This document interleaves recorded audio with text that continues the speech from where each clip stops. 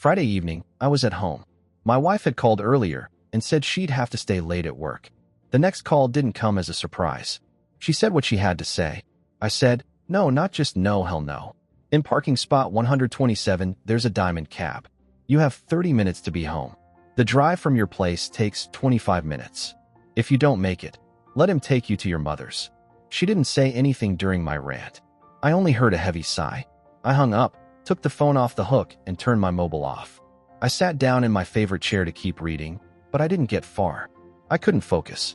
29.5 minutes later, I got up, locked the front door, and put on the chain. Just as I reached the door, the taxi drove slowly up the driveway. She climbed out, yelling at the driver. I thought she said something about walking being faster. I went out, tipped him $25, and we both smiled as he pulled away. She ran into the house, slammed the door, locked it, and put the chain on. I sat in the rocking chair on the porch and pulled a beer from the cooler that sat on the ground beside me. When the beer was gone, she still hadn't come out, so I climbed into the cab of my work truck and put the CD player on. I locked the doors, pushed the seat back, and cracked the windows a little to let the moisture out. Let me introduce myself. I'm George Root. The G in my last name is silent. My friends call me Groot. My wife, Terry, won't let anyone call her Trout. She thinks it's stupid. Fine. I'm a master plumber. She's a secretary at a small office. The next morning, she finally found me asleep in the truck. According to her, she'd been looking for me for 45 minutes. For some reason, she was still wearing the same clothes she came home in last night. I figured that might be because the bedroom door was locked and she couldn't get in to change. Of course, it might also be that all her clothes were packed in garbage bags and locked in the bed of my truck. I listened to her shrieks for a while. When she quieted and looked at me and caught the grin on my face, I asked if she hadn't felt ashamed for a while. She started to say something, then realized a bunch of neighbors were watching what the commotion was about. I just smirked and opened the cooler for another beer, but then decided I'd rather have a Diet Coke. No need to slow down the brain cells. While I was drinking the Coke, the CD player started playing Flower of Scotland. I turned it up. I love the bagpipes. She went back into the house, leaving the door open. When my song ended, I followed her in and shut the door. Ignoring her sitting at one end of the sofa, I went to the kitchen where I'd left a bag of donuts from the night before. She hates donuts. I sat at the table waiting for her to eat 2 of them. When she finally walked in, I offered her one. If looks could kill, she sat there silent. I watched her, head tilted, grinning. My dog would have been proud of me. I had done it perfectly. Finally, she spoke. "How did you know where I was last night?" she asked. "You told me." The expression on her face was priceless. I didn't say a word about that. "Believe it or not, you were talking in your sleep." I said, "I know this was your 4th meeting with James. The first time you just held hands. The second time you let him palm your leg a little. The last time you kissed him for more than 12 minutes in the parking lot before coming home. Want to hear more?" "No. I still don't know why I did it, and I don't understand at all why I called and asked if I could spend the night with him. At the time I thought I wanted it, though I still can't say why. Looking back, I see how foolish I was. I loved you too much to do that to you. No, I don't want a divorce." We talked for about another hour. She kept saying she had no idea why she went on those dates, that she loved only me and wanted to be my wife for life. I told her I still loved her, but trust in our marriage had been seriously damaged and I needed time before I could want to trust again. She asked if I'd let her into the bedroom so she could take a bath and change. I asked where she slept last night. "In the guest room," she said. "I'll go open the bed of my truck now." Remember the truck? That's where I slept last night. You can get your stuff and put it in the guest room. You'll be living there for the foreseeable future. She looked at me as if I were speaking Greek. "If the bed of my work truck isn't emptied before I go to work Monday, I'll stop by your mother's or a thrift store and unload it myself. And don't make a mess in the truck. I'm not going to sleep in that room. You're my wife." I cut her off. "You're very close to being my ex-wife. You'll live in the guest room, or when I go to the truck, I'll sit in it, drive to your mother's and dump everything in her yard. Then I'll ring her bell and tell her why it's all there." By the time I finished, I was shouting more for effect than out of anger. She started to cry. I said it was all a waste of time. I ate 2 more donuts before she calmed enough to speak again. She asked me to unlock the truck so she could put her things in the guest room. I sat in the truck cab and looked at the padlocks before me, thinking whether to put them back now or later. I decided later. She saw the locks and said there was no need to set them. When she didn't come down for a while, I locked the truck and went out back to check on Ludic.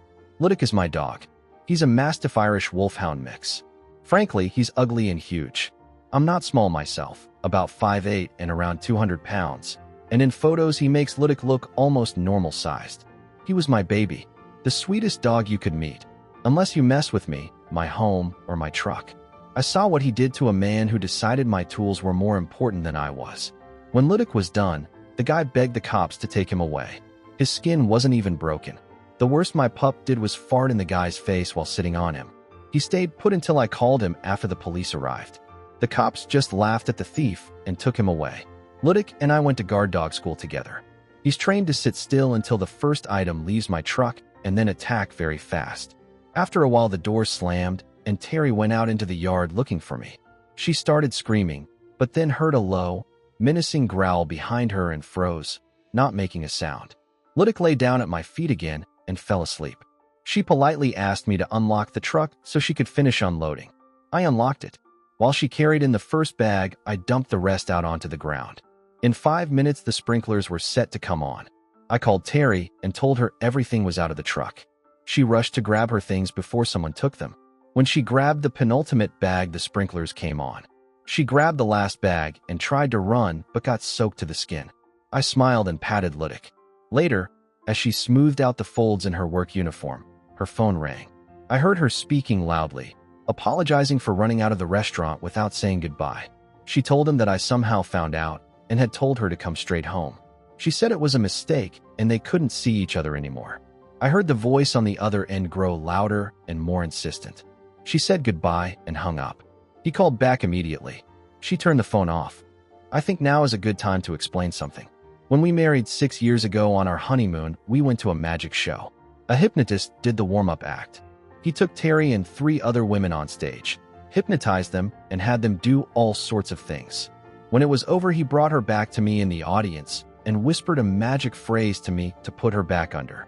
Then he woke her and said, "She won't remember anything that happened, but when I say the magic phrase, she'll be under my control.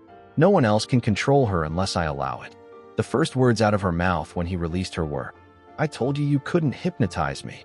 The audience roared. That night I hypnotized her again. I told her she would never allow anyone to touch her breasts or genitals without my permission.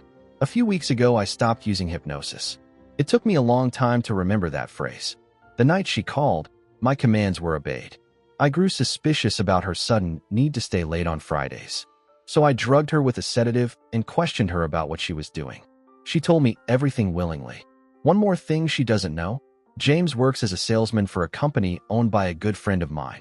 His boss, Roger, had wanted to get rid of him for years. James did just the bare minimum to make ends meet.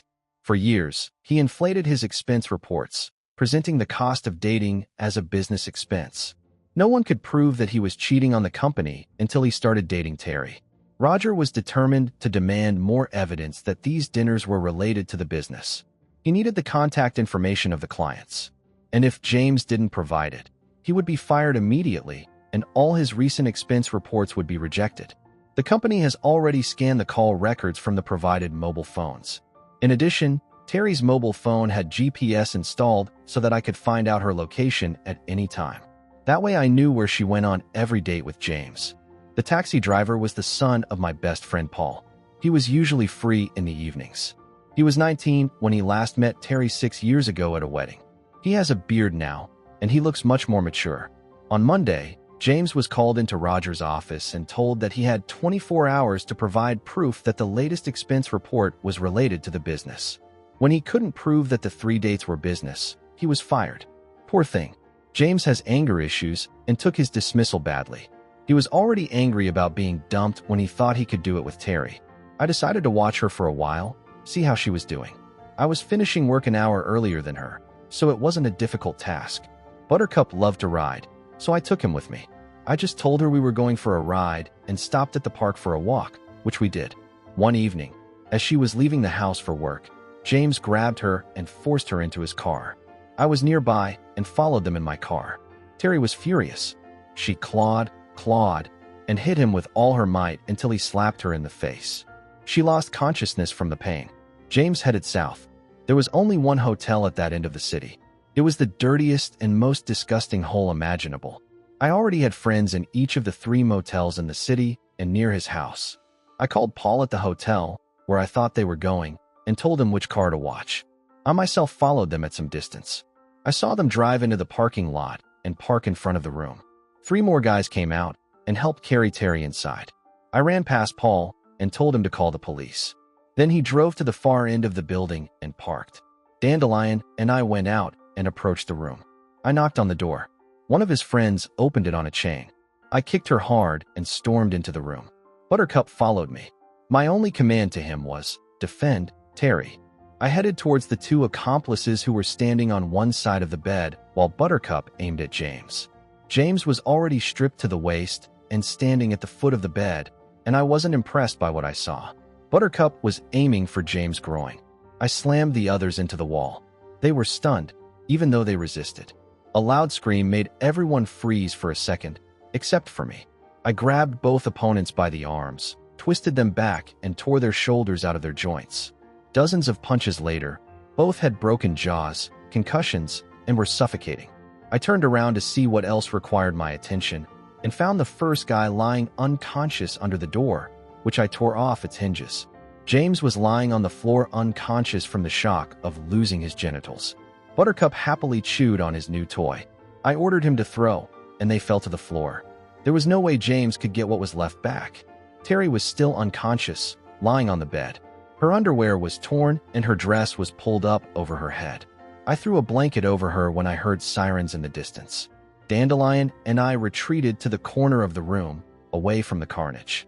At my command, he lay down and covered his eyes with his paws. A smart dog.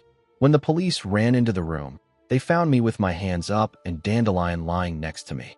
One of the policemen was present when Dandelion injured a guy who was trying to steal my tools. He had to be supported. That's how he laughed when he brought Dandelion and me. I quickly told them, "The woman on the bed is my wife.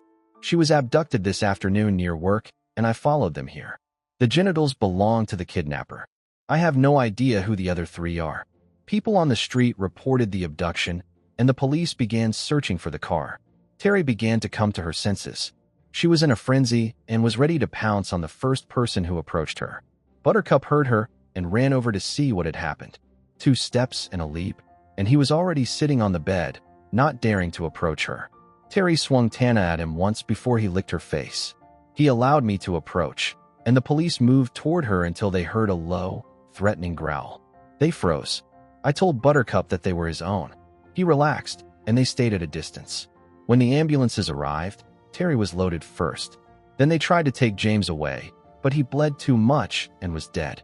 One of the paramedics stepped on a piece of flesh on the floor and looked at it. He immediately threw up. The next 2 were wounded. The guy under the door wasn't badly hurt. The police just arrested him. I was given a lecture about lynching. At the same time, they stayed as far away from Buttercup as possible. Neither my puppy nor I have been charged. When it was over, we went home so I could change into something better for the trip to Terry's hospital. A few minutes after we returned home, the doorbell rang. It was the pizza I ordered for Buttercup. Small, with double cheese, double beef, and green pepper. He was over the moon with happiness. When I arrived, Terry was in the room demanding to see me. She had no serious injuries, only muscle pain, a slight concussion, and a badly bruised jaw. As a precaution, she was left for 36 hours. All the accomplices were charged with several serious crimes. 2 of those who decided to resist suffered irreversible injuries. Paul and I testified, as did the police. All 3 received 15 to 30 years in prison. James was buried in his hometown. My wife never came to the funeral. Buttercup was made an honorary state patrolman. Until that day, he was not allowed to enter the house because Terry was very afraid of him. Now he has his own bedroom with a 4-poster bed. The only time he's separated from Terry is when he's with me at work. We found an equally big and ugly girlfriend for him. She is now ready to give birth to her first litter. It took her a while to recover from her injuries, but eventually Terry was allowed to return to the bedroom. 25 years later. A few years ago, my boss decided to retire. He sold the company to me for money and a small percentage of the profits until his death. Terry and I have 6 children, 4 boys and 2 girls. Fortunately, although the boys have all gone, the girls look like Terry to me, except that they are both almost 6 feet tall, about 189 series long. Buttercup lived for 12 years. His best friend left shortly after him. She was too lonely without him. You could see it in her eyes. Thanks to careful breeding and good training, Buttercup's 4 grandchildren and his son now live at home. They read just as big and ugly as the original and just as loving. The boys' names are Baby and Baby. The mini girls and Petunia. My other plumbers have other puppies. They are all trained and ride in trucks as security guards. The image of a Buttercup is painted on the side of each of our trucks. We renamed his plumbing company My Best Friend. Things are going well. We erase. We're best friends, and we still love each other. I'll keep those sets of locks in the garage. She knows they're there.